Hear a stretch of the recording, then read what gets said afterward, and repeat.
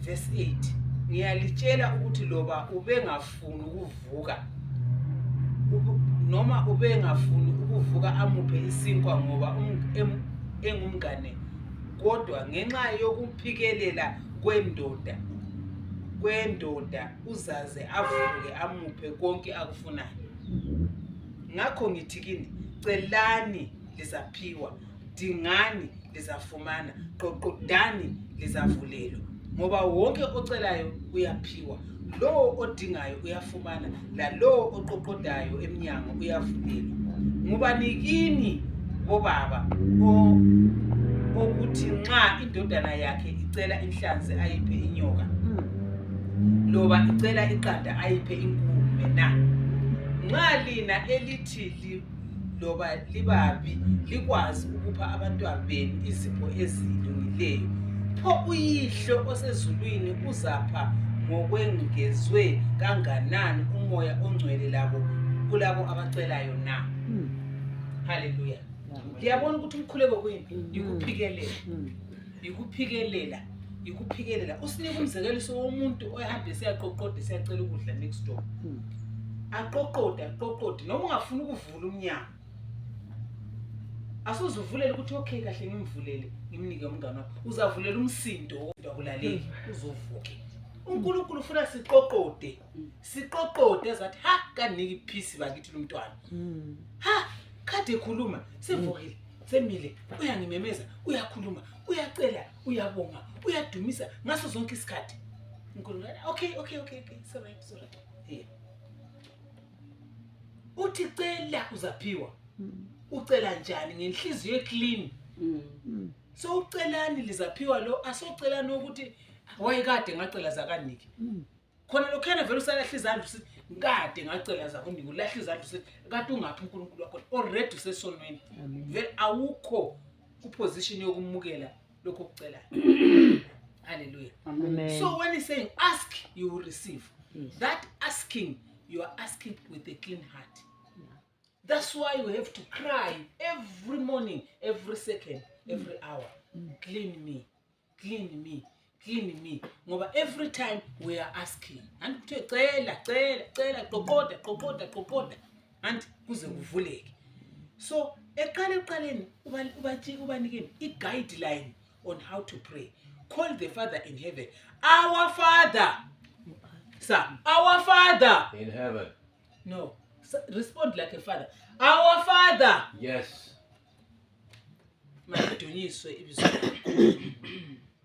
And then you go on. You first of all praise God. Praise Him. Praise His name. Lift His name. Our Father. Uyambiza. Yes. Hallowed be your name. Your kingdom come. Umbuso wakho khona ngapho lapho engumemeza ukhona kawubuye. Your kingdom there where you are. Where there's no sickness, there's no disease. Akula mkhuhlane, akula ndlala, akula sono. That kingdom come here. Lapho kubole khona. Uze lapho kubole khona kube clean. Yikho guqe phansi ummemezela khona. Going on and on. Ucela isinkwa semihla ngemihla. Ucela yonke into oyidingayo. Yonke. Isinkwa lesena represent yonke into esifunayo. Hallelujah. Amen. Continue. So let's say esinkweni laphana. Ufuna ukudwela esinkweni laphana. Uvunyela ukuthuma esinkweni laphana just in the bread area. You give me this bread. Give me the bread. Give me the bread for today, Lord. Give me this for today. Give me customers for today. Give me ideas for today. Give me this wisdom for today. You can talk it over and over. Umile kwa pa ungazanga waphambili qedile umkhulu kungazange ukhuluma izinto eziningi. Just repeating yourself. We are knocking until umakhelwane wakho uyacela kuyisinkwa. But thina ukuthi sicontinue sicela in one place asikwanisi, because in between kulokukhala kulokukhompleina. Ukucomplaina isono. Whinging isono. Isono esesabekayo before God. ilanga hayi leli liyachisa bakithi safa kafuni konke yakho because kulokunye okufuna lona lelani ilanga at the same time izulu selini seline kakhulu ubukhohliwe yini uba nothi ukhohliwe izolo libukela uMoses lapha na ku TV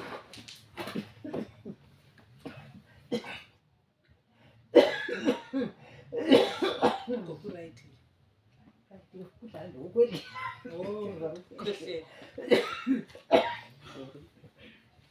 so izolo belibukela uMoses anti besibukela uMoses lapha ku screen.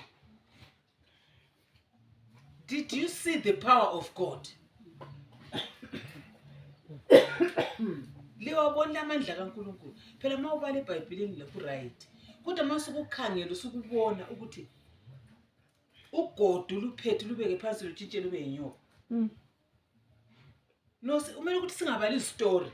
Ungabali story. Ungabali iBhayibheli njenge story or history. See God. Imagine uGodo. Nanti ulutshele ngokungeza phezana kuthiwe ukhuluma umuntu ongamboniyo athi lubeke phansi uGodo ulubeke phansi athi uweqe kodwa lubalekele uGodo lakho athi luthwele so luvukelwa abangenye into kuthiwe ludobhe ngomsile usesaba uGodo lakho uyalisaba ukuluthatha uyanyonyoba uza ulugatshu uludobhe uGodo lutshintshe nguye uNkulunkulu yena lo esithi kuye hayi izulu seline kakhulu kuthi ulahlekelwe inkezo kuthi ukhohliwe ngabantu abakhe what are you talking about? uNkulunkulu udala izulu lomhlaba. Is that the same God you are talking about? uNkulunkulu othi kuMoses faka isandla sakho phakathi la siphuma isandla sibolile ukubola simhlophe isenke athi sibuyisela siphume sesiclean. Is that the same uNkulunkulu esimhlalele la esizabe lokho sicomplain njengabantu abaphandle? We come out of this tent, we talk the same way. It's not allowed. Asebeni ngabantu abatshintshileyo. Usilethele khonokho kwizinto khonokho njenge TV yona la ukuthi sibone. Kuze into esibalala si understand ukuthi kwenzakalani. Kuye cela uzaphiwa qoqoda uzavukala manga kafanani lami kajoki. He means it. What he says he will do. Ate uzakwenza. That's why singakafi. That's why singafanga. Singalahlekelwa inkomo, idonki, imbuzi. Okunye konke kungachawa emaceleni ethu la. Wona usala lokhu mile because uNkulunkulu uthe kuSathane, you can take anything but don't touch her. Basizama lela they are trying us lela le akufeki because uNkulunkulu uthe do not touch. Amen. Yes. uNkulunkulu is full time at work. Full time usuku lemini. Uthi kawozeli kalali. Usemsebenzini. Labana labo basemsebenzini bayakufuna ukujojja. Because bavunyelwe. So uNkulunkulu uthi sifuna ukubona uthi wabumbayo. Hallelujah. Amen. So no matter we are losing things ngapha la ngapha, things are falling apart. Imali yami ngibona, my business, abantu abami, the things are happening. Mina mengaqonda nje Paul. Uqonda so I know God osezulwini ukuvumela ukuthi wenze but mina ngeke ungitouche. It can't touch me. Amen. Ngizabe lokho enyonyoba zaze ngiyefika lapho kumele ngifike khona. uJob wanyonyoba. iBhayibheli lithi uJob was restored. Amen. Abantwana bakaJob uthi babe more beautiful than abalahlala. Kutsho babe lenhliziyo ezizwe uNkulunkulu. Bamnika uxolo uJob wayehlele ekhulekela abantwana ukuthi bakithi bazabosha. Bazamosha wonke bazibamosha. But laba bazele this time kuthiwa they were beautiful. uJob kuthiwa wanotho okudlule ekuqaleni. So mawubona izinto zakho zingahambi kahle, don't worry. God has allowed to Satan ukuthi akwenze ukuthi kule kubongolele. Ungabongoleli. Just praise God. Amen. Hallelujah. Amen. Mani uqonde mzalwane. Yes. Mani uqonde ukhumbule uDaniel. uDaniel uthi uyafakwa ezilwaneni wena. uDaniel wathi ngiqondile faka. AmaKristu we need to know ukuthi umKristu kumele asafe njengoJesu. Amen. Christianity is not Porridge. porridge elamabhundu. iChristian ubuKristu aso porridge elamabhundu. Mamhlanga. UbuKristu aso yambazi. Nawam. Moses joinile itshe yakho na wayijoin wathi ngumKristu. Be a Christian. Yeah. Because kulomunye ovunyelweyo ukuthi ebuye empilweni yakho. Azokuthathela uyabathe yasebenza uholy dollar sokuyisenta akwazi ukuthatha nje.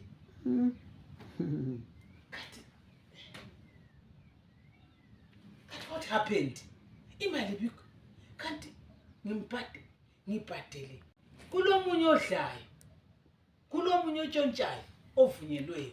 Wena makusenzakala njalo hamba kuba bakho uyeceba. Nokha. Father, protect me. Ngivikele. That's what he wants us to do. But it nasisaphenduka saba ngumama kaNkulunkulu. Asakwazi ukucela. Asifana nomntwana lo kade siyakucela. Cela ipolish zakhe ugcwala indawo yonke ulidinga ipolish mayiselifuna. Yikho uNkulunkulu afuna sikwenze. Sicele la gijima ugcwala indawo yonke asinike. Sikhale. Uthini lapha? What is God saying here? Uthi lina linje so as evil as you are. Abantu abelibanika ipolish elingalamabhundu. How much yena ubaba osezulwini ongathi mawucela akuphe umoya ongcwele. Yakwazi ukuthi why umoya ongcwele? Why ngasoza kunika idrum yemali? Because ungathola umoya ongcwele uthole yonke into. That's why besikhala sithi umoya ongcwele silapha ngawe. Once we have the Holy Spirit, we have everything. I-problem esilayo ukuthi asiseparate ukuthi kuba ngumKristu uhambe eChurch insuku zonke lokuba lomoya ongcwele into ezinhle ezijene. iBhayibheli leli ngeke ulenze lutho if you don't have the Holy Spirit. Because iBhayibheli leli labhalwa ngumoya ongcwele. Amen. So ufuna umoya ongcwele ukuthi akuchazele ukuthi lapha kuthoni. Usungalibalo libe yini but alisebenzi. Ukuthi umoya ongcwele abuye lo esimdingayo ubuya ma wena usenzani iBhayibheli. Ube ngumact walo. Njengoba ngisitsho ukuthi lithi cela uqoqoda njengoba uJesu sithi qoqoda uqoqoda yenza khonoko. That's doing the word. Yikho ukwenziwa kwezwi. Xolela forgive. Yeah. Yikho ukwenziwa kwezwi. Ungakhulumi kakhulu pa uzukhohle ukuthi ungubani. Uthwele bani ngaphakathi kwakho. Kuthiwa lapho ukhuluye khona amazwi amaningi akuswelakala isono. Hallelujah. Amen. iBhayibheli lithi njalo ungakhuluma kakhulu ugcina sokulesono phakathi kade right nje. Kulo sokubonile kwapha ukhulume. Hallelujah. Uhleke uzuhleke lo ngamelanga ukuhleke njengomKristu. Umuntu esifa. Umuntu angathi esifa lapha na umuntu esenza unyawo engakafi lapha. Wathi ezicitha lapha awubonanga. Ugcina umuntu uzobe bexoxa ngokuthi umuntu ufe njani. We are lost. Silahlekile. Hallelujah. Ngokuyizinto okuncane khona uNkulunkulu masembe sithi ngaba kaNkulunkulu. We really have to walk. Sihambe njengaba kaNkulunkulu. Sikhulume njengaba kaNkulunkulu. Siqole masinya. Makulento emoshakele siqola masinya. Ungajolisa ilanga. Don't let the sun go down with anger. Hallelujah. Amen. Because the moment we do that, protection is like I said. Hallelujah. Amen. So, siku topic yan. Prayer. Prayer. Umkhuleko bazalwane kawusebenzi manhliziyo ivalekile. Ubaba wethu osezulwini is very powerful. Very good. Very wonderful. Very willing. Uyafuna wabona umuntu efuna ukuzivosela. uNkulunkulu ufuna ukuzivosela. Kodwa nguncede. uJesu up till now you've not asked anything. Kuthiwa even now akakaceli lutho. But in 10 cela uzaphiwa.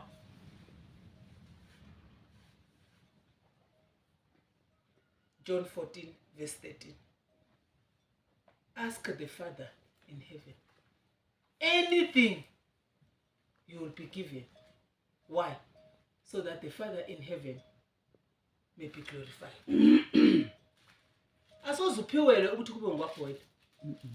Uphiwela ukuthi abanye labana labo babone ukuthi uJesu uyaphila. Hallelujah. Amen. uMoses waphiwela isayini ukuthi ahambe ayebonisa abantu kukhona. That's why God showed Moses that thing. Moses noma sehamba ze approach uPharaoh while le sign aliphiwe uNkulunkulu for what? For people.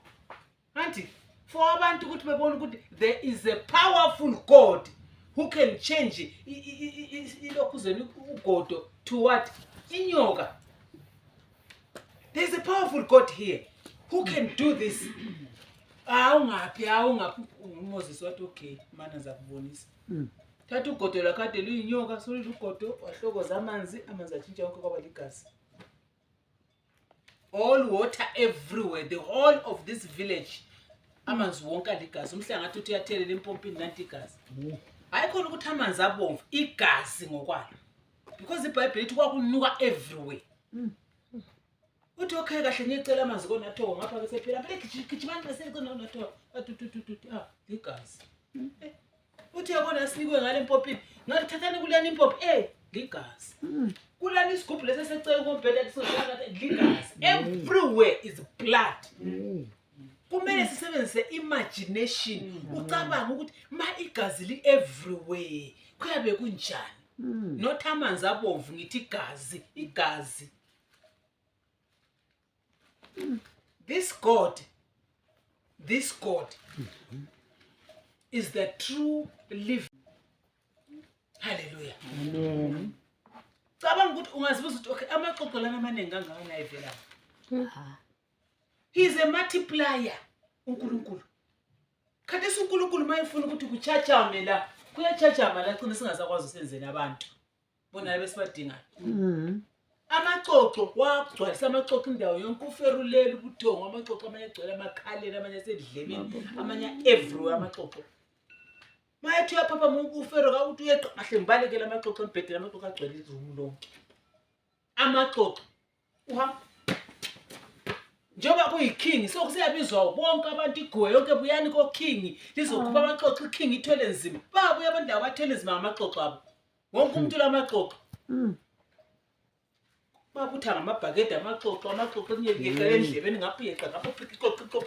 The frogs are everywhere. That is God. So if uNkulunkulu esenza amaxoxo agcwala indawo yonke aphinde enza amaxoxo aphela because amaxoxo lahana those frogs if they had died that day ismell sakhona wonke sebodile. But what happened? Disappear amaxoxo. Moses alifte kuphela ugodo lakade luyinyoka. Nanka namaxoxo asekho. Nikeni konke esikwanisa ukumnika khona. Simbusise, simphakamise, simdumise because umoya wakho uyadisappear njengawo namaxoxo. Udisappear njengamanzi adeli igazi ngeminute ngesecond seliwanatha futhi. Awanyikamisi, awabhoyili aphenduka abe yiwona lanamanzi. Unathe futhi. Hallelujah. So before ukhuleke think first about this big God. Ucabange before ukhuleke ungathi asikhulekeni kuqene baba uNkulunkulu sezizwe amatamatisi amakhombathela uNkulunkulu sezizwe ibhera lekaba kastimbo baba uNkulunkulu sezizweni lokhozelelo fa wena uyabunga ukukhuluma but ke ukuzwa kudabula engqondweni yakho uzama ukukhuleka kulama voices uyadisturbika ukuhleka ukuthi ukhuleke. Isikhathi esiningi ungabona kusenzakala njalo. Before ukhuleke uyathi uNkulunkulu sanctify my thoughts. Clean ingapha ingqondo. Yikho lokho kwenziwe nguDavid izolade sikubalisa uDavid waqala wacela uNkulunkulu clean inhliziyo, clean i-conscience. I-conscience ikokhona ungaphakathi ongazwa yimi. Kwaphana ucabanga khona ukuthi hayi noplane ngifakile efridge ngikhiphe izahlobo abantu abamindala. Ngapho kwakusemkhulekweni yakho uzela sebemlungisile imele bakithi isikole zivula nini mhlawumbe akakhuluma noSimumbuzo ukuthi uyathelele umuntu olungisa. Kanti kuyenzakala kimi ngibhizi ngiyakhuleka. Nje Apheza afuna ukuba ulama odrop. Ngihle ngithi suka phansi kwami, you are not my thoughts. Kayisikho mina lapha ngiguqela ukukhuleka. Usuqalile ufuna ukungishaya izigwena. No. Father, clean my thoughts. Angicabangi njalo ngifuna ucabanga njalo. Isikhathi esiningi I shout mina. Ngiyashout ukudrown ucwilisa amanye ama voice. Unganyenyezi, ungakhona phasi mawusizwe ukuthi kulamanye ama voice abuyayo. U-around usathane, u-around. U-around usathane akakuvumela ukuthi ukhuleke, usathane akakuvumela ukuthi ubale iBhayibheli. Ngabala iBhayibheli is either yaqala ukuzamula kumbe vela ulalo, vela ulazi ukuthi but iBhayibheli is God talking to you. iBhayibheli le. So uvula ubala lapho zithi ubuthongo from nowhere. And ubuthongo bakho nabo powerful. Akazi ubona ubuthongo bakho. Even noma umile so ungalala njengedonki. Ungabamba iBhayibheli.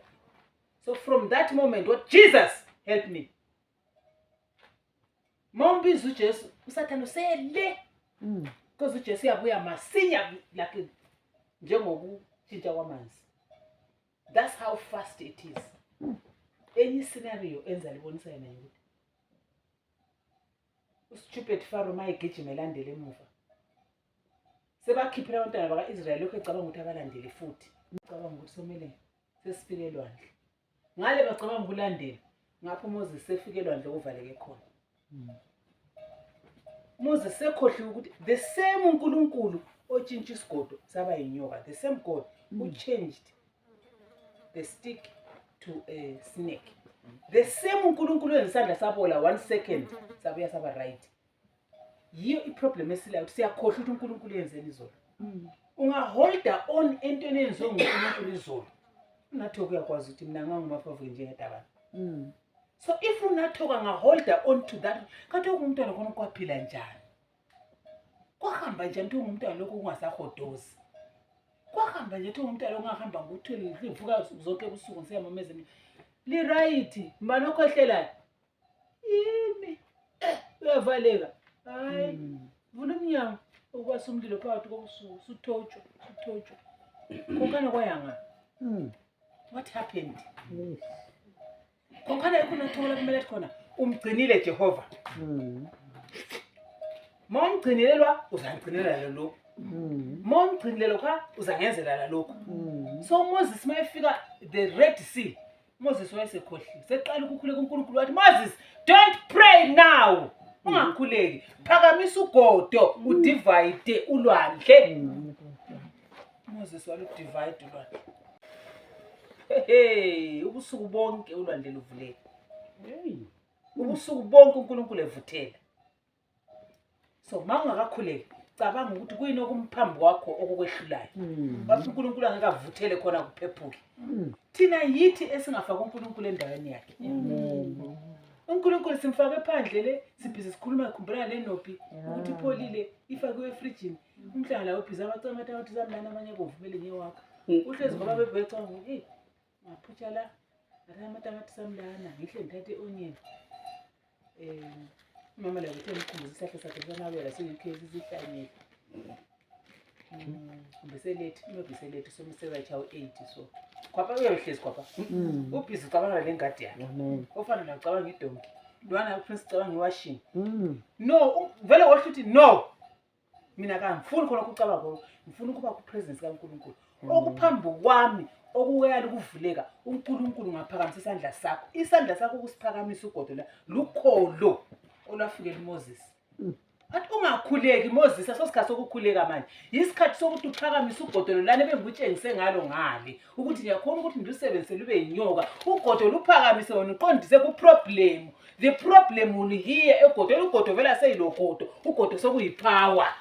Hallelujah. Amen. Thank you, Jesus. So as he stretched the hand, the ugodo loliyani. Ugodo lalo kaMoses. We have ugodo because uNkulunkulu is the same yesterday, today, now, and forever. What he did with Moses is doing with us. Akutshela Moses uNkulunkulu ufuna sithathe into liyana yakhunyela lapha ingabe history, ingabe story. Uyithathe nginguMoses lamhla. Amen. NginguMoses. Amanzi la namuhla azatshintsha abe yikuthi. Yes. lokho kunje namhlanje kuyatshintsha ngegama likaJesu. Amen. Kuyatshintsha ngumKristu mina umntaka kaNkulunkulu. Yes. Omunye athi khathi nathoka sokuthi angeke ngibe ngosisikhathi sami ngivukele etendeni mina. Isonto zonke ngiyahlabela, isonto zonke ngiyakhuleka, iBhayibheli ngiyabona wathi namuhla lokho kuyatshintsha lokho. Kukwami la. Umthetho utshaya nguJesu la. Amen. Lokho lamhlanje kuyagcina la akwenzakala ngoJesu Kristu. Amen. Yes. uJesu bamlanda bathi okay Jesu akusela ukhuzi wayini siphelile asisakwenza uJesu wathi akula wayini alibema kula manzi khona athi akhona la wadinga ukugezisa inyawo nakala lapha athi lokhuza gcwalisana ama drum la gcwalisana ama drum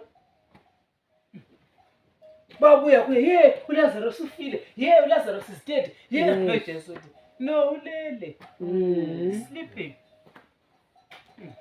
ubona ngathi umuntu wayeworried ubona ngathi wayeworried is it dead when did you start being sick what's wrong uyahlanza is it vomiting oh it's got diarrhea uchaya into yakho unjani what's wrong no ulele la njengonkulunkulu ufuna sihambe athi ngabantu bakhe fuza uyihlo uJesu khamba njengoyihlo ungabopho ngokuphanika bokuthi ngathi akasekho sefile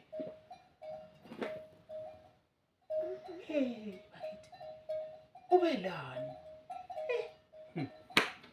silungisela emhlabeni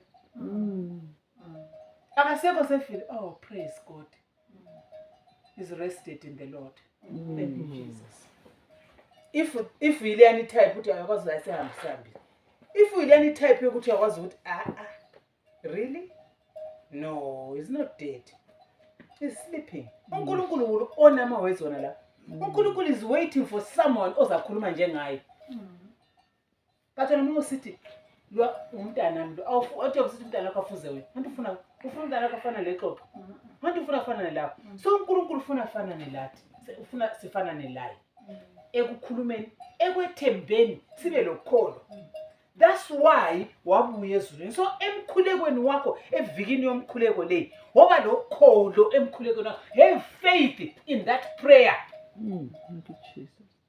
woba lokholo ungabi lekholo lokukhulu ungabi lokholo lomkhuleko womunye umuntu it's okay zingahlangana if we say okay when two are together they agree and siyavumelana singuthu sikhuleke iBhayibheli lisho njalo but lawe wedwa akukholo ukuthi uthena ngesikhathi umile ukhuleka believe kholwa ukuthi lokho ucelayo usukuphiwe wena uJesu mayesithi akalalanga lokho zikakhulu la ngiyabuya wazihlalela asangatshone gijima imali indawo yonke edinga ama $5 ama-$1 ukuthi egade lokhu uzikube hayi kwahle wazihlalela uthi yo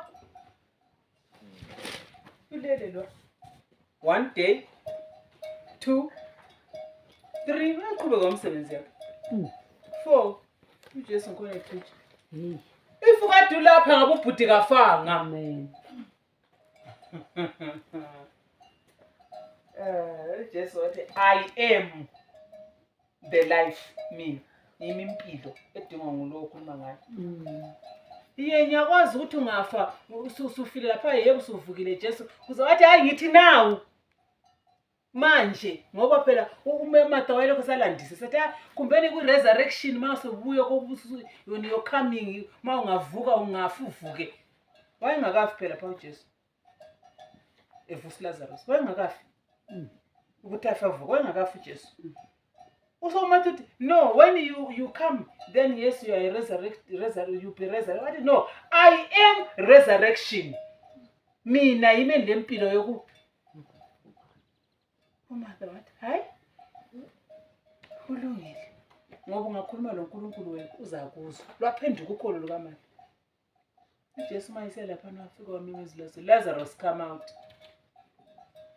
konke kokuLazarus ukufile konke kwezwi voice konke kuyini okungasebenziyo kuyini okungasebenziyo konke kuyizwi voice kaNkulunkulu iproblem yethu asikamfazi lapha mela hlale khona siyakhuleka ukuthi because le voice siyakhuleka because ukoma mfundisi kuyakhuleka siyakhuleka because lapha eMessenger ekuseni kuyakhuleka kule church no put effort put pressure in the prayer faka effort in the prayer faka ama-thoughts in the prayer, work hard in your prayer.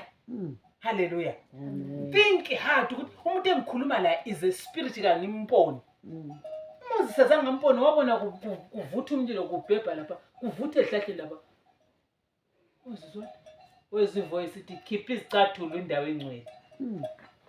Azange ngamboni. That's why noma sesiya kuJethro babazala wathi ukukhuluma ngani. Ngibona uNkulunkulu wathi uphi njengoba baningi kangaka. Kulo uNkulunkulu welanga, kulo uNkulunkulu wesitolo, kulo uNkulunkulu yikho phela babekwazi. Wathi ngibone yena lo dale abanye uNkulunkulu wathi wena ungiyekele mina. Noma uMoses ezama ukuphosela ugodo phansi ukuthi lutshintshe uJethro abone, azange lutshintshe ngalesana isikhathi. But uMoses wayekwazi akubonile. Mina ngiyakwazi phela ngakubonayo, that's why I know what I saw. So noma ngingakhuluma okungakanani labe lisithi umntakana nesithokozo sehlanye. Yebo, lisathi yahlanye because the same uMoses eseyatshelisa zala gijima wafika wawela phansi anti. Wafika wawela phansi etshela ubaba basabazela ukuthi kuyini? Wathi mbona uNkulunkulu wathi siqalile ukuhlanya ngadesi. Yawuhambisa esibhedlela. Uyahlanya. Ubona uNkulunkulu, ungabona uNkulunkulu. Hey bantu, kade kuvutha umlilo lapha, kuvutha umlilo, ugodo lwatshintsha. Isandla sami sikaze sibone lesinuka phu. Ngasebise wow, I make him a cup of tea. Maybe he's hungry. There's something wrong with Moses. Are you alright? Wazama ukumtshengiswa. Walujikijela phansi ugodo impela uzatshintsha libuyele konke abazala abone. Ugodo alutshintsha. But uthe sethethe ugodo lwakhe lesandla sakhe wakuma phambi kwabantu. Setshela abantu ukuthi I have seen the God of Israel. The God who created all other gods. I have seen him. uNkulunkulu wathi sikhuluma ngami kadesi. Okay, that's all right. Yawathi ngalesana isikhathi wayezama ukuphikisana lo babazala wakhe, ezama uku-explainer. Ngifuna ukulibonisa. uNkulunkulu wathi no, I don't want to show off mina. Angisebenzi njani. Khuluma ngami ngizakhomfema. Moses waqala ukuchumayela. Then Moses started telling people uNkulunkulu wathi okay. Waluphosa. Wonke umuntu wathi hey, nasi cobra. Inyoka isenze nje emoyeni. Hey, seqalile phela ukuchumayela. Nyoka, hey, bonke abantu babaleka. La Aaron manje sepho sibalekile bonke sebemikhatshana. Moses wabela ukugona. This is God. Nyoka ichichi. Ngamasalamusi la. Lathi siyayenza ezethu inyoka, siyakwazi lokho amasalamusi. Asizenzele ezethu inyoka, sizenzele ezethu inyoka. Eka Moses inyoka yathi zazidla zonke inyoka ze. Hey, uyazi into la beguye ehlekisa. Zigcwele phambi inyoka but manje kade sizazidla zonke. Hallelujah. Amen. Glory to God. Amen. Kugcwele inyoka but kule you-one. Amen. The one that will be changed by God and it will swallow all the snakes of words. In Jesus' name. Amen. Yes, because God is love and God loves his people. And God has demonstrated that power to help abantu abakhe. Amen. Whereas lezi ezinye inyoka zokukhawulisa abanye abantu. Ezinye zokuthi abanye bafe behabayanga. Ezinye zokuthi abantu begule. Ezinye zokuthini abanye hoza ngaphansi akunika intume zakucaba ufaka intume entanyeni yenza kwenzela ukuthi eating people small lokho bafaka inyoka. Inyoka kaMoses is here to swallow all of them in Jesus name. Amen. Hallelujah. Glory to God. uNkulunkulu is ready to show us inyoka iginya. Ezinye inyoka umalezi. Hallelujah. Yesterday, today and forever. And he's willing. Uyafuna sokuthi siyamncenga. Asimncenga uNkulunkulu phela. Uyafuna yena nguyofuna kwabona umuntu efuna. Ubona nathi uma kusehlobo uyavuka ekuseni. Ayekukha emakhomani ahlanganisele lokho uzangazibe lokho esekwenza ehlanganise lemfe ukuthi umvu agcwalise isitsha and then the thing will be so big like that. Ngokubani? Utholele bani? Abantwana. Mbona umthumile? No, usithumile. She's willing. Ngokwemuli yakhe. Anti? Yes, sonke uvuka usenza akula muntu othi hamba oyenza unless mawuqhatshiwe. But mawusenzela you have to, so uNkulunkulu is willing. God is willing to do for abantu abakhe. Asibuyanga, we've not come here ukuthi senze show off. No, we've come here to serve God, serve God's people. We've come here to demonstrate the power of God. Sibonisa abantu ukuthi yebo amanzi can change into wine. Amanzi can change into blood. Amanzi can change into medicine. Amanzi can change. Water can change into medicine, into blood, into wine, into juice, into whatever we want. But it's not let's focus on prayer. Ntolela ngithi lifuna ama prayer warriors. Omama boqotho, obaba boqotho, abangalaliyo, abakhulekayo. Isonto leyi ifuna ama warriors abazokhuleka bephakamisa uJehova. Hallelujah. Izalukwazi zomthandazo. Omama bomthandazo bempini, abasempini. This is what this church need. It need the women of prayer, the gogos of prayer, the kulus of prayer, not the doubting Thomas. Hallelujah. Amen. Not the doubting Thomas where you'll be saying, ilokuzeni kade, ilokuzeni kade. Baqale offering nje abaqaqedi. Baqale lokhana abaqaqedi. No, that's doubt. That's doubt. Forget it. God is the one doing the jobs here. Thina silandela ngamuva.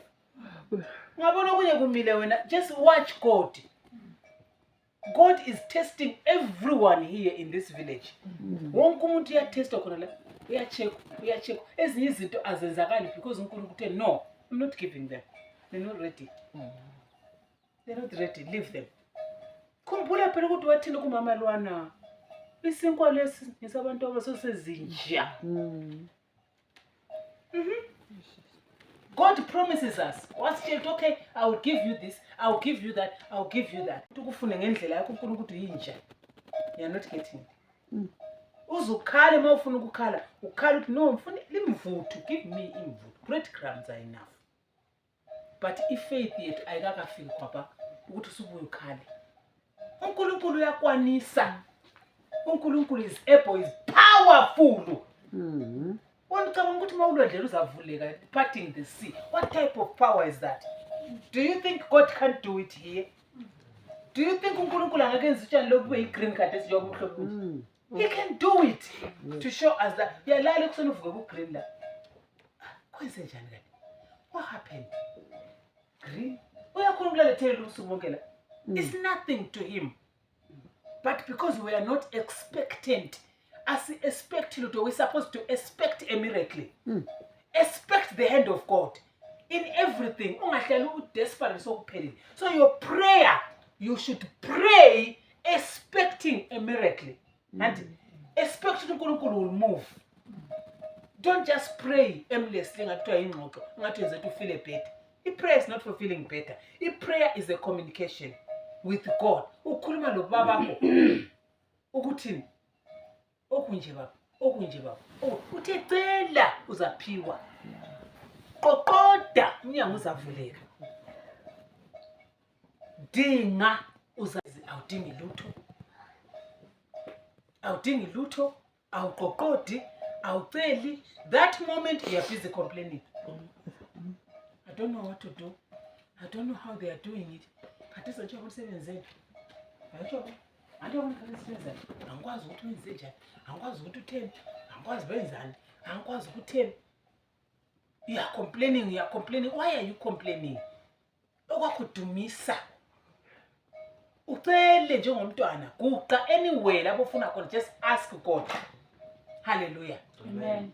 Ufana wathi kimi mhla khona. Mina ngikaze ngibe lenkomtshiyami lokho ngaza. Sahleka lona kuku. I didn't see it anyway. Ngakubona njengomkhuleko. Ukuthi masikhuleka kuNkulunkulu.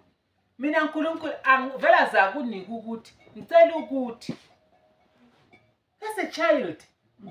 There's nothing to it. Is it? And then amantombazana lawa encane upromise lo Angela.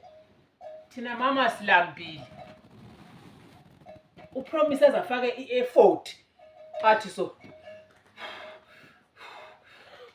Why is promise breathing like this? Uyangenza ngalama. ukuthi umntwana uyihloko ukuzungela lapha ecebo. Umntwana balaphi? I-effort. What did pastor do? Wasuka umfundisi wakhe nje useyafeyinta. Upromise lapha. Angela amtshela ukuthi phefumulela phezulu kumbe bakukhuluma asikwazi. But that effort made pastor to prepare food for kids. What are you talking about? There's nothing wrong with that. Is there anything wrong, pastor? That's being a child. That's what we're supposed to do. We are children of God. Asoba mama bakaNkulunkulu thina. We have to be like children. That's what the Bible says. We have to be like children. Abantwana bafaka i-effort ukuthi bathole. Angela wathi mama ndilambile. You promise yes lambi, silambile. Silambile mama. Now ngathi ngiya ignore. Then they move. They sit next to the father. Bakhangela ukuthi uzalungisa ukudla. Mina ngathi bazixoxela. Next minute ngizofundisa sithi uthi lo mkhuhlane bani lo? Angazi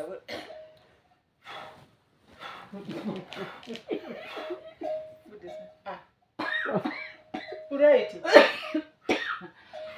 Love is okay, right? I tend to be promise. Right? Yes. Angenza ngalapho.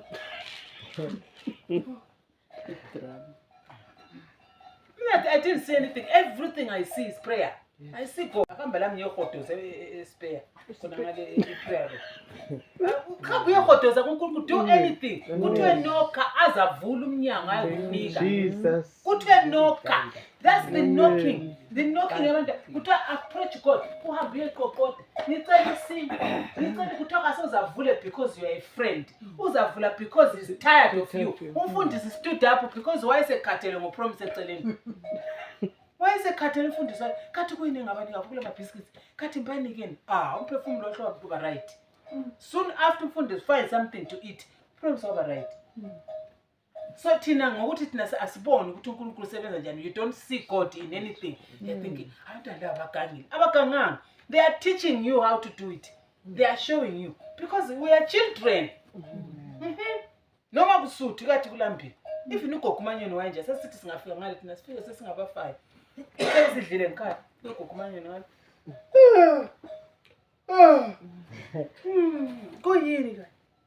Lambile. Lokho lapho ukuthi lambile. Lokho lapho ukuthi lambile. Sasahlangene sonke lapho beke sami. All of us will go there.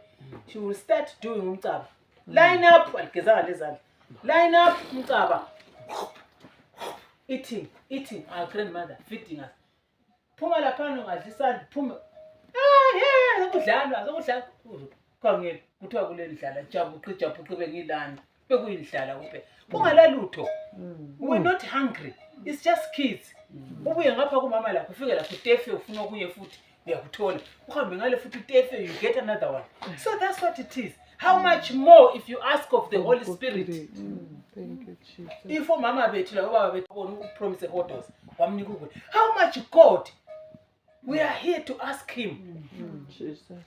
Today ask one thing. Ask one thing kade senhlizweni yakho. Cela into eyodwa. Akucele into eyodwa. Cela into eyodwa ungaceli ukuthi ngicela ukuba nafi. Thank you, Jesus. Ungaceli. Cela into eyodwa ezoba fruitful kwabanye abantu. Cela into eyodwa. Just ask one thing that will be fruitful to other people. Ask enhlizweni. Baba uNkulunkulu ethembekileyo Jehova. Siyabonga izwi lakho. We thank you for your word. Your word is truth. Your word is powerful and your word is standing forever. Your word is unchanging. Izwi lakho uNkulunkulu kalichinji. Baba Jehovah Olomusa, honor your words. In the midst of our hearts. Honor your words, oh God. Father, we ask of you. Lord, I want to know more of you, Jesus.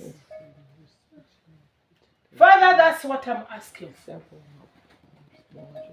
I want to know you more, Jesus. I want to know you. I want to see your face. I want Jesus Christ in the hearts of people, in their minds. we are stretching the staff of Moses. The staff of Moses. Every pillar of poverty that is still standing, be divided in the name of Jesus Christ. That pillar of sickness and diseases, HIV/AIDS. HIV/AIDS. That pillar of asthma. That pillar of diabetes. That pillar be divided in the mighty name of Jesus Christ. Back pain. Back pain. Lokho kubizwa bethi izihlabo khona kunguwe Satan. Be divided in the mighty name of Jesus Christ. You deafness, blindness, deafness, hear the voice of the Lord. We are stretching the staff of Moses. In the mighty name of Jesus Christ, in the blood of Jesus Christ. Those who are here and those who are represented here. Jesus is Lord. Father, manifest your strength in the weakness of your people. Every red sea of deafness, blindness, lameness, be divided in the mighty name of Jesus Christ. Be divided in the mighty name of Jesus Christ. You Satan, snakes. Be divided in the mighty name of Jesus Christ. You pythons, Dakumba, panther, demons in the air, demons in the rivers, in the mountains, demons on the trees. Fire of the Holy Ghost in the mighty name of Jesus Christ. All of you in your kingdoms, in your hiding places. Fire in the mighty name of Jesus Christ, in the mind of people, in their hearts, in their homes, under the bed, in any shrine, witch doctors, any evil altar. Fire in the mighty name of Jesus Christ. Blood of Jesus, name of Jesus, blood of Jesus, name of Jesus, blood of Jesus, name of Jesus, in all your hiding places, in your kingdoms, let there be confusion. In your kingdoms, you Satan, let the people of God go, in the mighty name of Jesus Christ. Blood of Jesus, name of Jesus, name of Jesus, name of Jesus. I send fire of the Holy Ghost to the east, south, west, north. Fire of the Holy Ghost in the mighty name of Jesus Christ. Fire in the mighty name of Jesus Christ. Fire in the mighty name of Jesus Christ. You Satan, leave the children of God. They don't belong to you. They don't belong to you, you Satan. The whole village, in all your hiding places, witchcraft in their homes, planted by you Satan. Witchcraft in their homes, witchcraft, any witchcraft that is planted in your life. Fire in the mighty name of Jesus Christ, in the blood of Jesus, in your head, in your head, in your mind, in your heart, in your heart, in your heart, you Satan. Fire in the mighty name of Jesus Christ, in the blood of Jesus. In the mighty name of Jesus, you demons in your hiding places, you cannot hide from Jesus Christ. You cannot hide from Jesus Christ. I send fire of the Holy Ghost. Fire, you confusion. Confusion in the families. Confusion in the families. You are from Satan. Fire in the mighty name of Jesus Christ. Blood of Jesus. Blood of Jesus. Blood of Jesus. Blood of Jesus. Name of Jesus. In all your hiding places. Those here and those who are presented here. Distance is not a barrier. In the name of Jesus. In the blood of Jesus. Bonka bakhona lapha labangekho.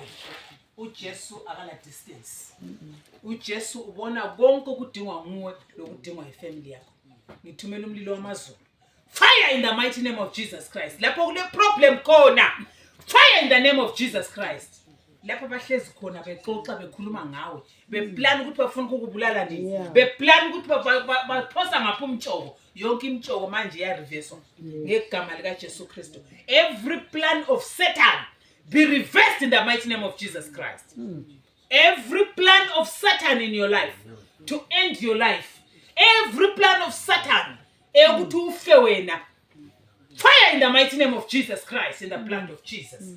uJesu uthe yena noma ungacela khathesi kasoza kunika inyoka mawufuna inhlanzi. sifuna ukufa konke kubisele emuva. uJesu uthe cela. Uthe kuMoses ungakhuleki phakamisa ugodo ulwandle luyavuleka. Siphakamisa ugodo lethu. In the name of Jesus Christ. In the blood of Jesus Christ. Labo uSathane acabanga ukuthi abahlabe ngemkhuhlane. Labo acabanga ukuthi aphose i-coronavirus liyana. Lapha acabanga ngekhona ukuthi aphose i-HIV. Lapha acabanga ngekhona ukuthi aphose i-diabetes. Lapha acabanga ngekhona ukuthi aphose i-high blood pressure. Lapha acabanga ngekhona ukuthi aphose i-asthma. Fire in the mighty name of Jesus Christ. Akula mkhuhlane ezulwini. Fire in the mighty name of Jesus Christ. In the blood of Jesus. In the name of Jesus. In the blood of Jesus. In the name of Jesus. Every sickness and disease. Lokho abesekuplanile. Nalokho akuplanayo. Everything I send fire of the Holy Ghost to consume it. Be consumed by the fire of the Holy Ghost. Fire! Fire! Fire! Fire! Fire! Fire! Fire in the name of Jesus Christ. Lord Jesus Christ. Send the fire that you gave Elijah, prophet. Prophet Elijah, receive your fire and the fire that consumed that evil altar. In the name of Jesus Christ. Fire in the mighty name of Jesus, in the blood of Jesus. Every demon in this place, every demon out there, come out of God's people in the name of Jesus Christ. Leave them, leave their bodies, leave their liver. Puma ezibindini zabo, puma emaphachini abo, puma ezinsweni, puma emathanjeni, puma emaqolo abo, puma emakhanda abo, puma confusion, puma ezandleni zabo, puma enyaweni zabo, puma egama likaJesu, puma ezibelethweni, puma your spiritual husband. Out in the name of Jesus. Out, out, out, out, out, out, out, out, out, out, out. Be cast out in the name of Jesus Christ.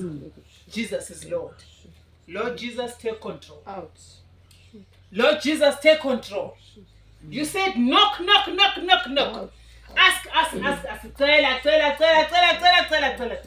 Every demon. What every demon?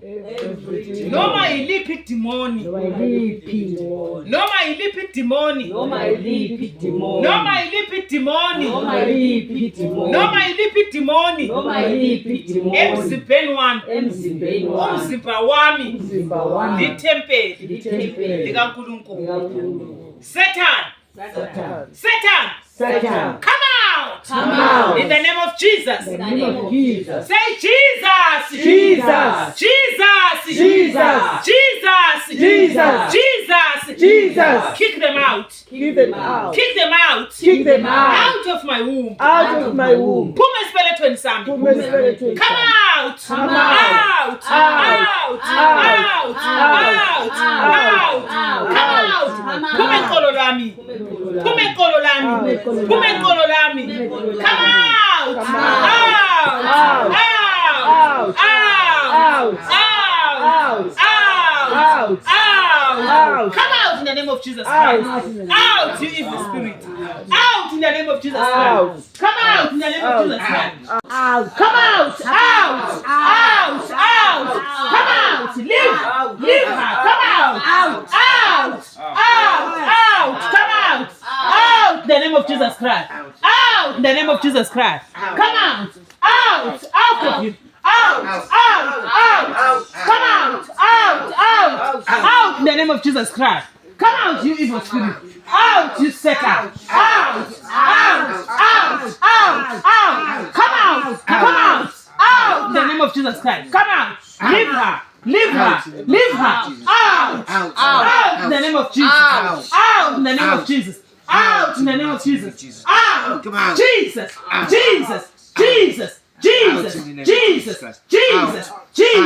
Come out in the name of Jesus Christ. Out, you Satan.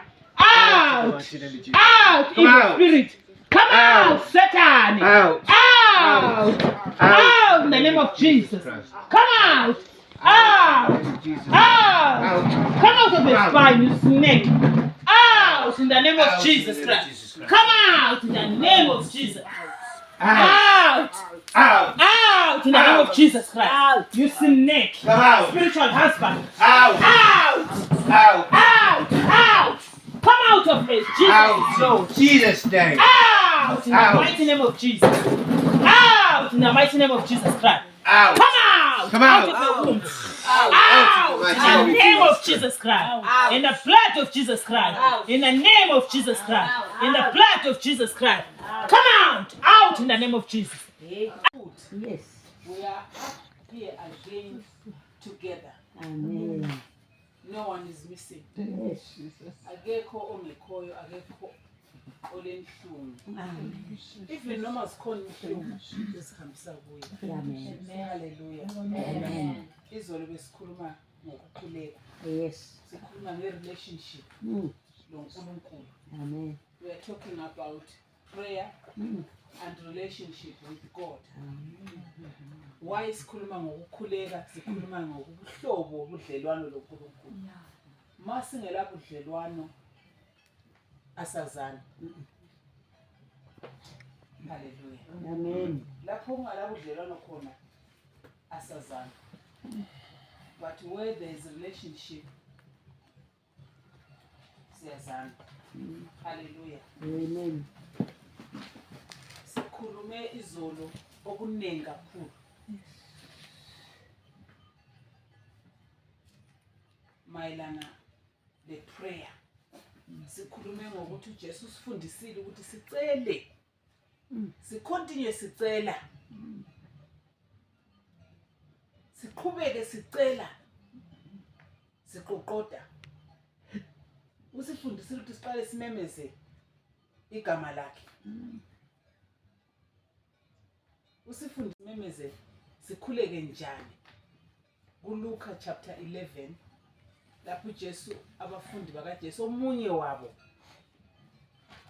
ongangokuthi bengu-12 badiscussa bengu-12 ukuthi la ubaba lo uhlala nsuku zonke ekhuphuka intaba sehambile uyadisappear nangu sehambile uyakhuleka and mayebuya lapha abantu bayavuleka amehlo bayagijima bayasila. When he comes back from the mountain, this man, people get healed.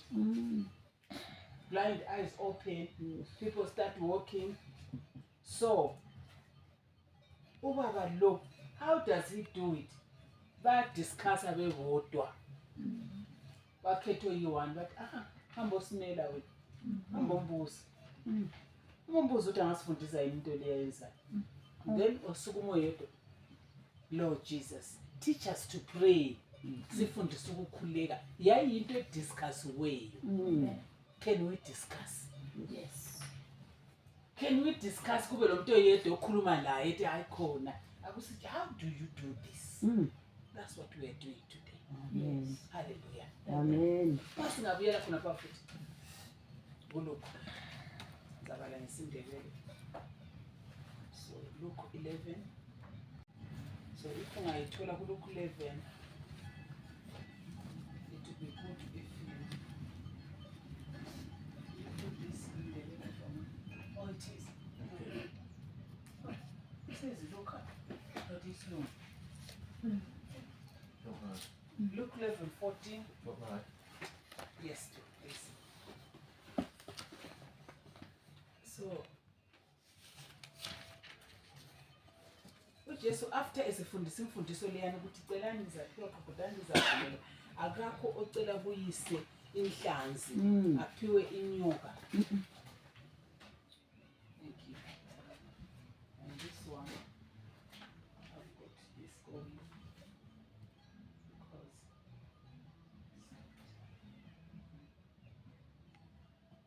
I've got that going in 5 minutes.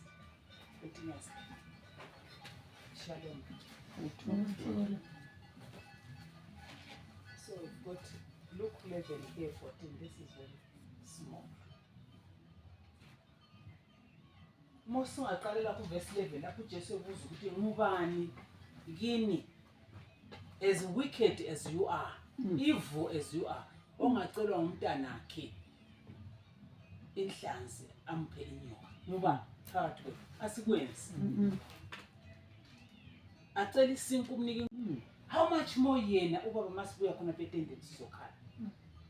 How much more ubaba wethu osezulwini masibuya ndawonye sizocela kuye esikufunayo. uyabona ukuthi uNkulunkulu kusebenza iconsistency. Consistency means into oyenza njalo nje uyiphinde kuyaphindwa. That's what works. KuNkulunkulu akusebenza ukuthi namuhla kusasa mbuye, Sunday next Sunday kambuye. uNkulunkulu ukhangele iconsistency because yena ibizo lakhe nguconsistency. Uyazi uconsistency kaNkulunkulu utholakala eBhayibhelini. Is the same yesterday, today and forever. Kachintshi. Amen. So into yenza izolo yiyo lokho kachintshanga, lokho akwenza izolo elapha abantu, ephilisa abantu, ethanda abantu, ezwela abantu, yikho akwenza lamuhla, yikho akwenza la kusasa. So God uNkulunkulu ufuna sifanane laye even in prayer, even ku relationship yethu laye. Hallelujah. Amen. Siyarekhoda abantu abaphethela lapha basihlupha.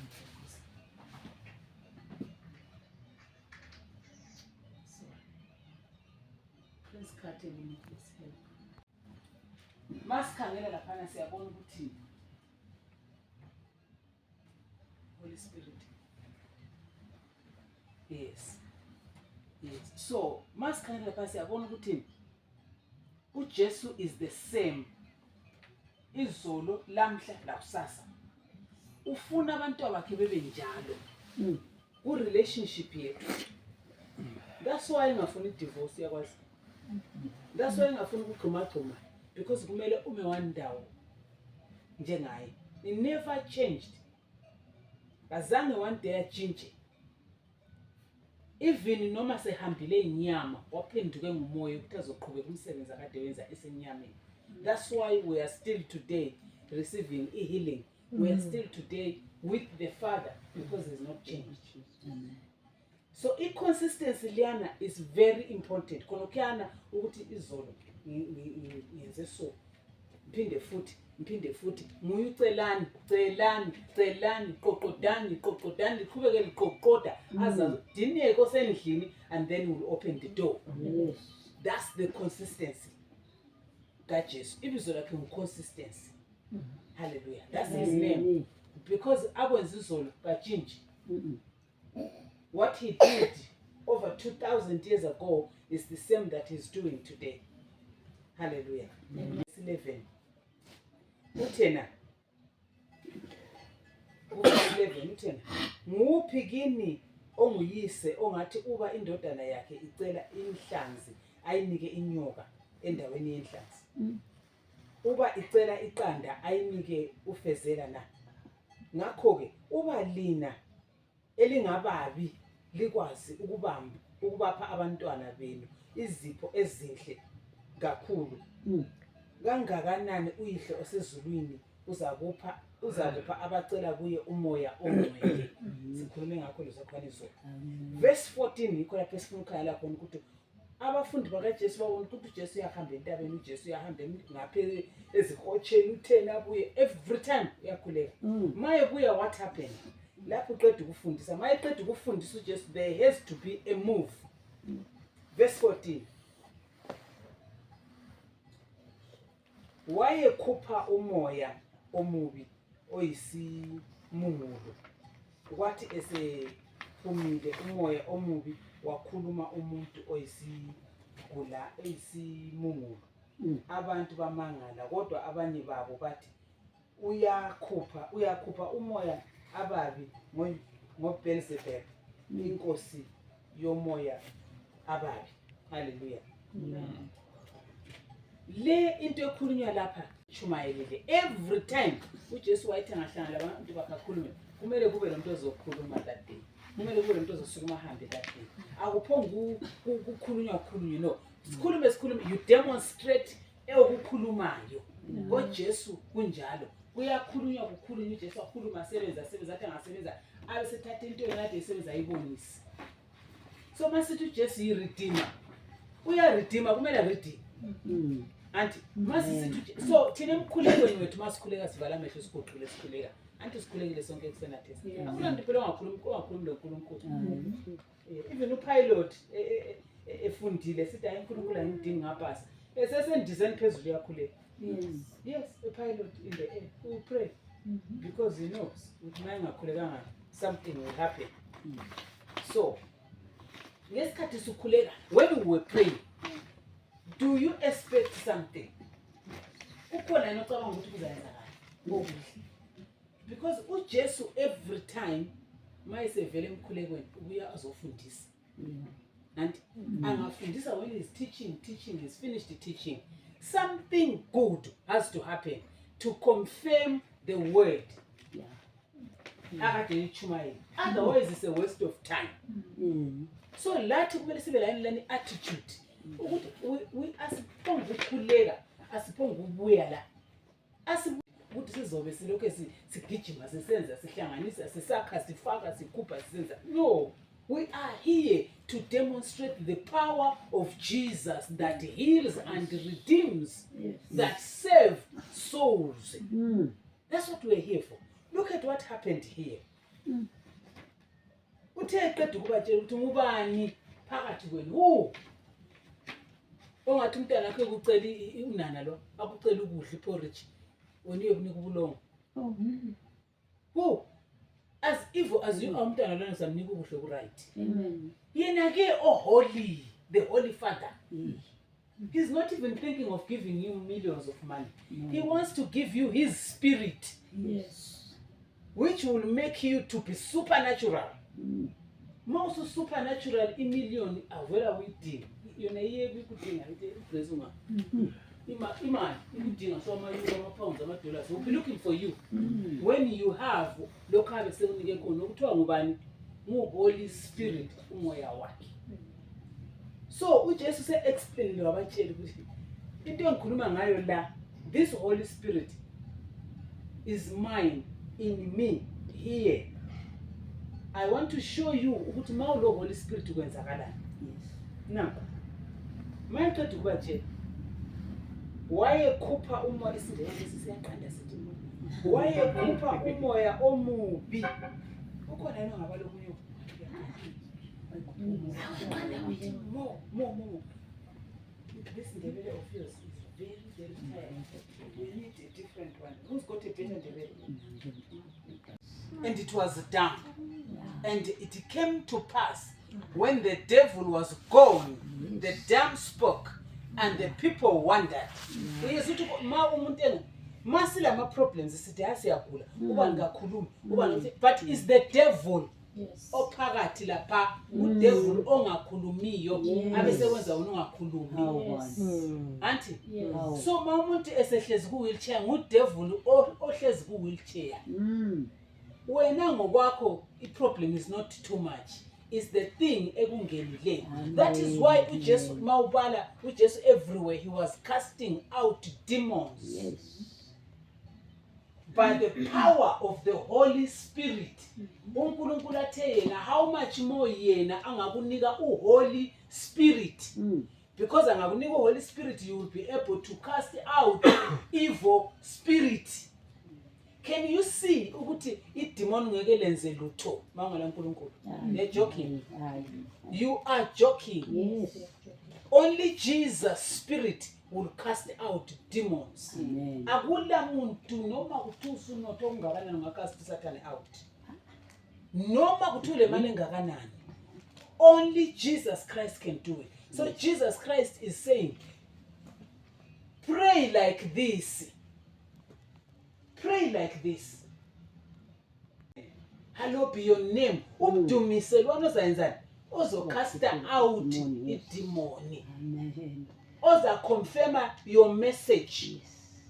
You start by calling him Father in heaven. Yes, son. Hallowed be your name. Your kingdom come here. Lapho kulama demoni khona. As it is in heaven, because ezulwini awekho. Your kingdom come. Umbuso wako ole omnandi ongalama demoni khona. Come here. So that amademoni wonke they should go. Your will be done in my life. Your own will. Akhona will yamademoni ukuthi ngihambe ngikhulu. Akhona will yamademoni ukuthi ngihambe ngingezwe endlebeni ngingabone emehlweni. Akhona will yedemoni ngoba wena azange ucreate liwill ekimi manje. Your will be done. Intando yakho mayenziwe kimi not emhlabeni. Hallelujah. Amen. iBhayibheli li become alive ungalenza libe personal. Amen. For God so loved Gladys that he gave Jesus Christ. Yes. Not for God so loved the world. I don't know about the world. Yes. For God so loved Gladys that he gave his only begotten son. Whosoever believes in the begotten son shall be saved. Hallelujah. Amen. So that prayer phansi ucubungule ufake ibizo lapho ufake uwenze ube ngowakho uphinde ube ku consistency njengoJesu. Then the power of God will be given to you. That is when you don't have a demon in you. The demon in you ngumoya omubi kuwe. Yeah. The demon in you is the jealousy you have. The demon in you is unyeya olakho. Idemon elikuwe ngumkhuhlane, because you know what? Akuqali ngomkhuhlane emzimbeni womuntu. I-cancer ayihingeni idemon ethi okay sengingenile ngocancer. No, kuqala ngeanger. Yes. It starts with anger. The anger will start. Ngiyamzonda, angikhulumisi, angixoleli, angifuni, angithi uqalise, and then i-cancer sithola indawo yokuhlala. I-cancer iyakhula very fast lapho kungaxolwa khona. Hallelujah. Amen. So idemoni lonke elikhona atholakala lapha kuGalatians 5 verse 19. You can see them aligned lapha. Sexual immorality, fornication, kulalwa kuvuka kuseqwa amafensi kusenziwani khona kale ngangikwenza la ngingakakhozi. Yebo ugijima uqhuma usehla usenyuka. Lokhu ukhokha amademoni emzimbeni, ukhokha amademoni emzimbeni. Uqamba amanga uzuqambela abafundisa amanga. USafira wafa. Uqamba amanga ufundise ukhangele sewukhangela uqamba amanga ezithulele. Asozufe njengoSafira bekungcwaba. But you feel kwaba umile nje ufana lokhuno lomileyo. That's how Satan is working. Ungazifundisi ukukhuluma amanga, say the truth. Ungabi le jealousy lento yokumakhelwana wakho iminwe inje so ayilingana. Yes. That is how uHoly Spirit lo okhulunywa ngaye la siyamlamba. That's why my churches they are empty. There's no Holy Spirit. No. Because if there was Holy Spirit, people will be healed. Because the Holy Spirit, you don't beg him to heal. The Holy Spirit kacelwa ukuthi ngicela ukuthi uyenze ukuthi. He knows his job. Lapha khona around uyabona abantu bephupuruka kanti izolo beri kubukela. Lapho kulo Holy Spirit khona abantu baphupuruka ngathi izinkukhu. Because yena nguye ongena ngaphakathi akhiphe okurong. Then when umzimba wakho uyacollapse.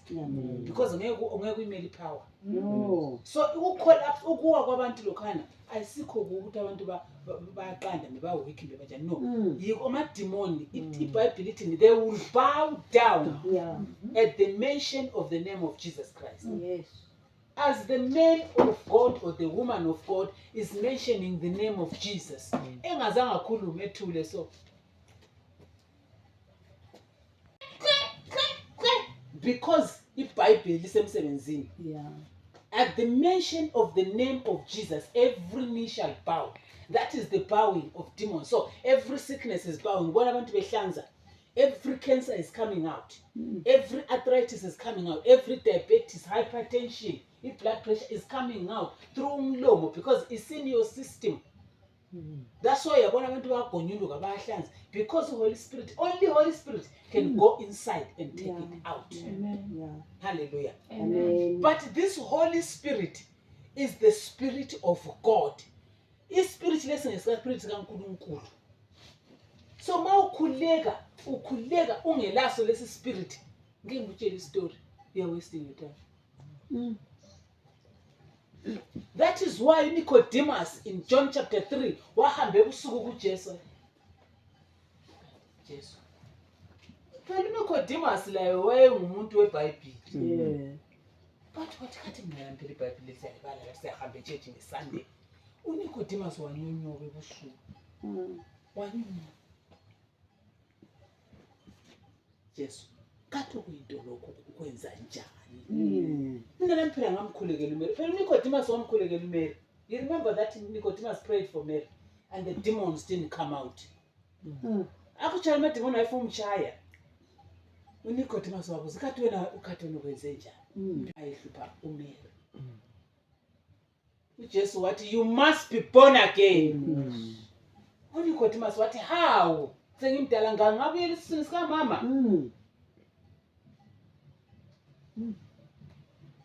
uJesu wa explain wathi unless you are born of what? Of water and spirit. You know what water is?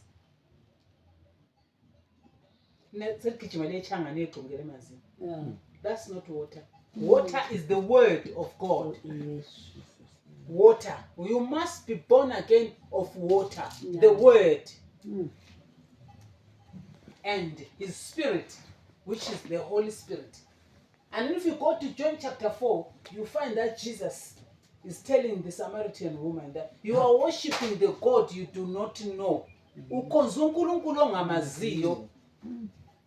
Awumazi uNkulunkulu omkhonzayo. Because abazamkhonza uNkulunkulu is a spirit. They will khonza him in the spirit and in the truth. Understanding who he is. Which is what was lacking okwakushota kuNicodemus. UNicodemus wayelithwele iBhayibheli. Wazi wonke amabala kilo. But I understand ukuthi ukhuluma ngani. UNicodemus ukhuluma ngehealing as a story. UNicodemus utshela abantu ukuthi hawo ligeza indlebe ligubhe umphuro. Umuntu okelandisa izistory. iBhayibheli alilazi stories zona lezo. Lingapendi imlomo. Lingagqoka amabhruku. What is all that? What is all that? Inhliziyo yakho mayi ugqoka ibhruku umzimba, inhliziyo yakho ingaligqokanga kuyafanana. Qhiya nini omakhanda. Omakhanda ikhanda lenzeni. uJesu is not coming for ikhanda lomuntu. He's coming for the heart. Hallelujah. Is your heart ile qhiye yini? That's what we want to know. Yes. Awurobha abantu lapha mfundisi. Ublock ifaka umthetho phumani kuphani icathulo ngenani kuphani. Bakhuphele izicathulo kungala moya ongcwele. uMoses nguye yedwa kwathi wakhipha imbatata zakho ngoba indawo lingcwele. Kwakuvele kukhanya kubhebha umlilo kungalama light kungalamlilo. The power of God was available. God was in the midst. Kwathi uMoses khipha imbatata, remove your shoes for this place is holy. Khathesi khiphisa abantu ilokhuzeni izicathulo kuthi khipha izicathulo, take your shoes off because this place is holy and there's demons inside. Nika abantu umkhuhlane ngesamende usithi bakhipha izicathulo. This is for pastors. Let's be real. The Bible doesn't have laws. The Bible has principles. Yes. There is no law. Wakho ugqoke kahle ubuye church. Cover umzimba wakho ugqoke kahle ungabonakala ubunqunu ubuye church. Amen. Penda umlomo wakho ube yigreen mawufuna. Amen. Phuma kuwe lo. That's your body. Actually, the body is going back to the sand. It's not going to heaven. It's your heart Jesus is coming for. Amen. Hallelujah. Praise the Lord. Amen. We are stopping umoya ongcwele ukuthi ahlale phakathi kwethu because our own issues. Our own issues. Kuthiwa we have made the word of God of none effect because our traditions. Traditions we just think anything. Iphem ayivunyelwe church. Iphem lingayifaki. Ayilokha no, don't do it. Obaba no, obaba bonke abaguqi. Obaba bonke bahlala phansi ehlabathini. Mama no, mama this side. We are stopping the Holy Spirit. That's why the Pharisees, the Sadducees, they were fighting Jesus. They didn't have the Holy Spirit.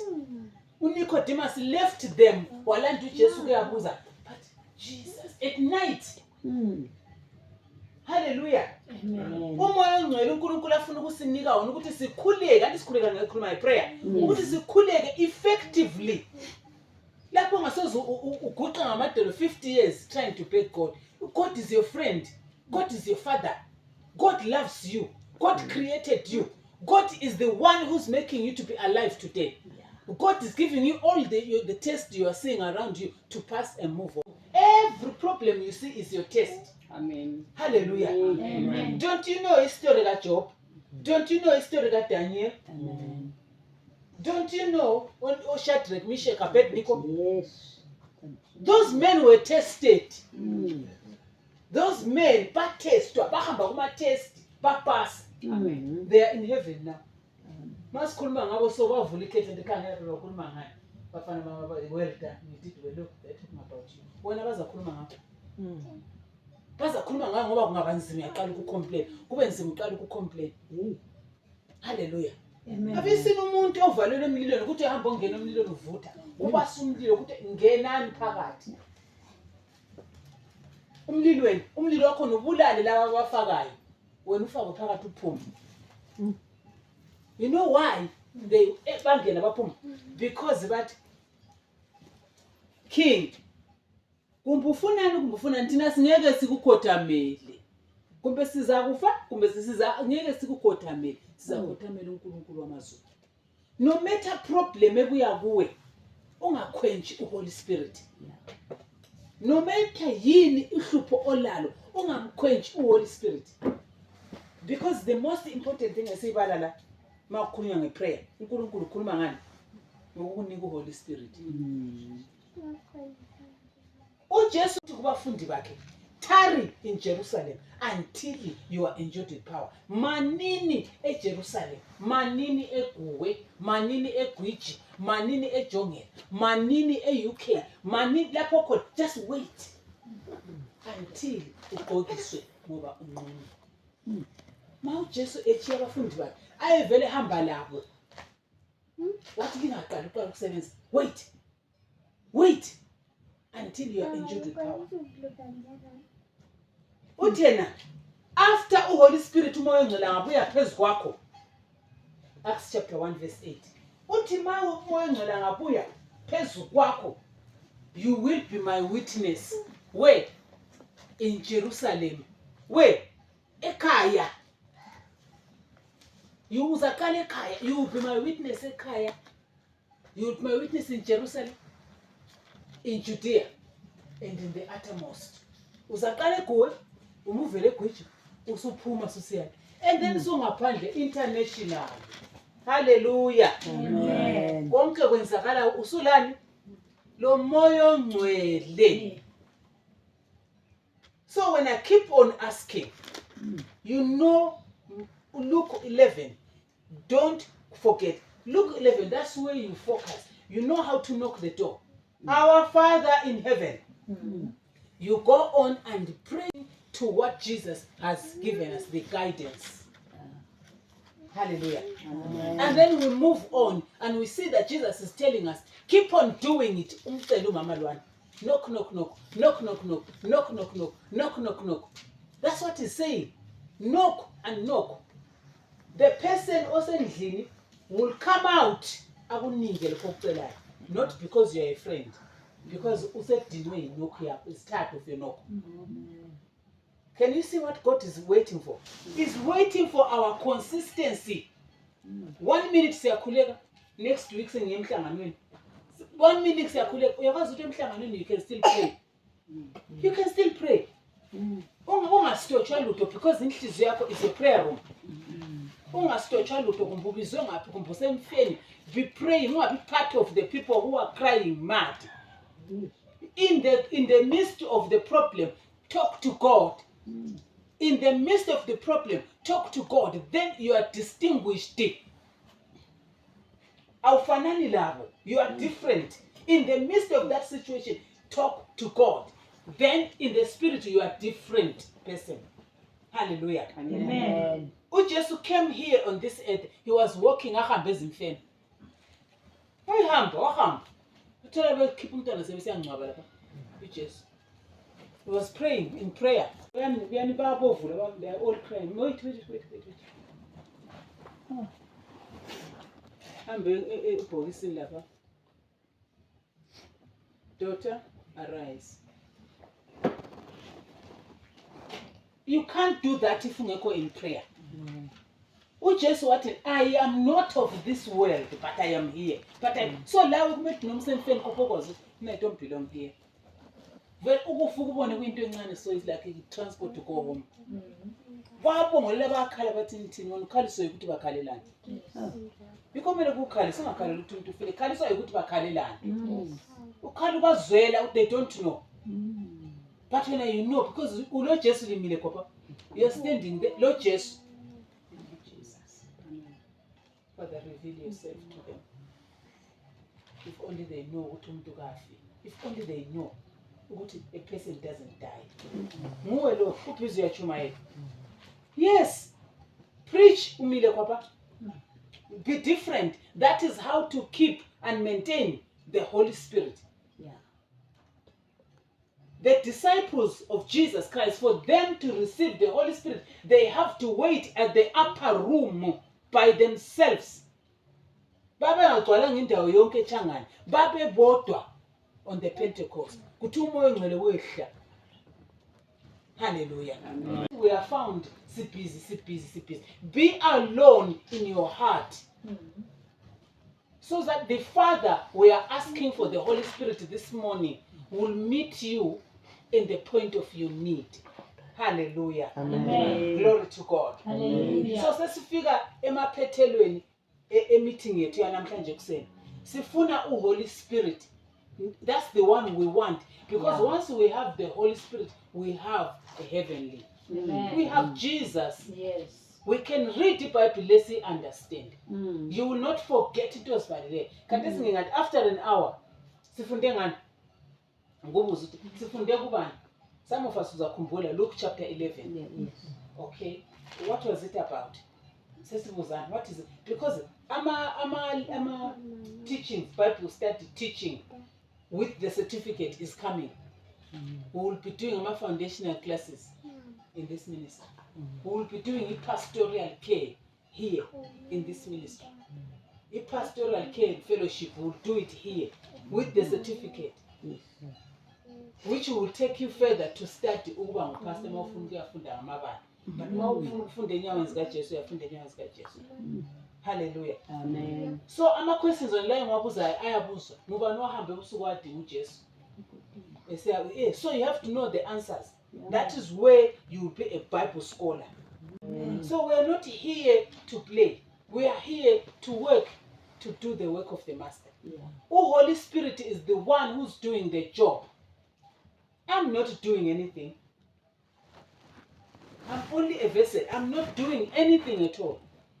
Jesus Christ, in the power of the Holy Spirit, is the one who's propelling me to talk and do things. Not me. Me, I don't know. As I'm talking to you now, I've not planned.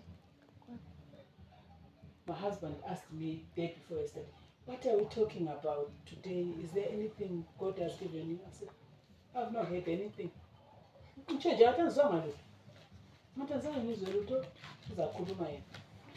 It's only when I step here, God will tell me what to say. So we need the Holy Spirit. Sibekwazi ukuthi kumele senzeni. Singabe sihamba confused. So umdingo Holy Spirit njengo Nicodemus. Si understand ukuthi kanti uNicodemus esehambe kudinga into kwakunjani. Why is these disciples going to Jesus? Teach us to pray. Were they not praying? Kade bengakhuleka isikhathi sonke lesiya. Were they just following Jesus, not praying? What was happening? All of a sudden, teach us to pray. That means sebehlale phansi, which is what we all need. Sit down and think. So Lord, this is what we are saying. So manje lapho wena.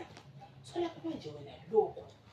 Kutsho ukuthi ngoba ungakhangela kuJohn 14, usubona uThomas laphana. Uyabuza ukuthi asikwazi ukuthi uyangaphi Jesu.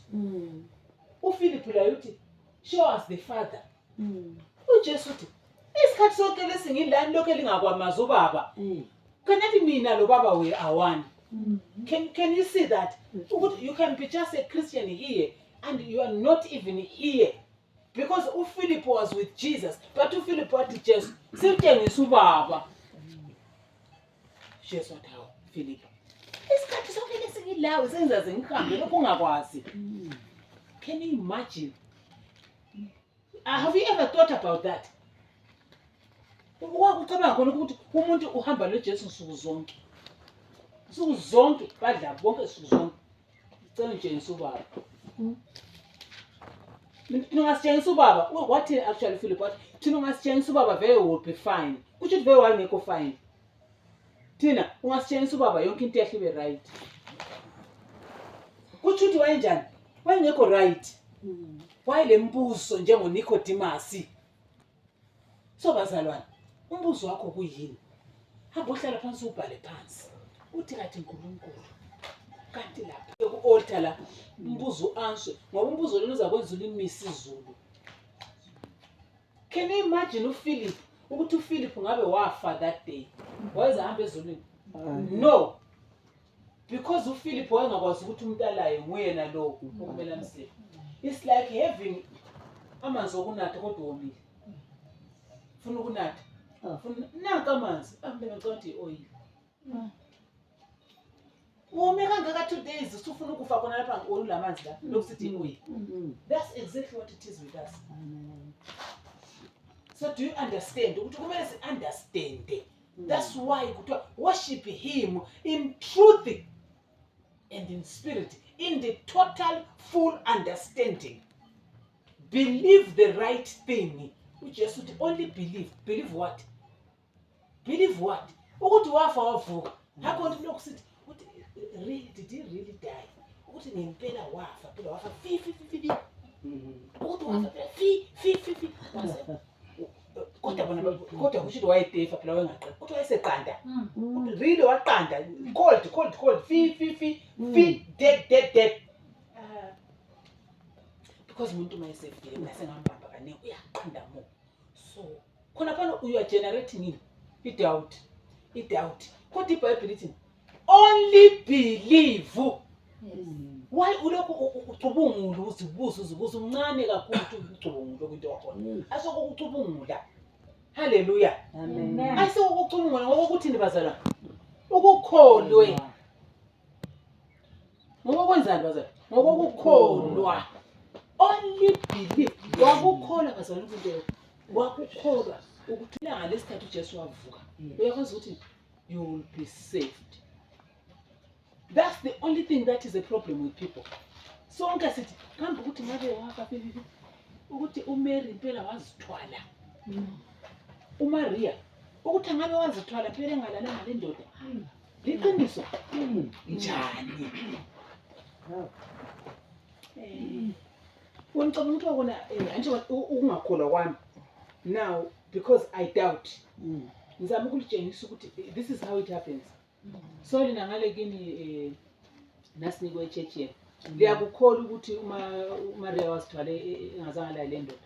Do you believe that Mary got pregnant without a husband? Ngumngane phela obuzana. Is asking and Mrs. Mapeni. Asking Mrs. Mapeni la iveka kazilutho la Nicodemus. Mrs. Mapeni athi hayi no. Asikho lokho. Asikho ukuthi wazithwala. Azange azithwala vele ngeke uzithwale ungazange la lento. You can't be pregnant without a man. So actually lapha eBhayibhelini amakhiwa yaphambanisayo ngoba babe senzele ukuthi thina siye khona kahle seqala phela uMsisi Mapeni sechumayela igospel. Lwani ulalele esuka lapha nolala yatshela umuntu you are believing the wrong thing. Amen. Kuthiwa only believe.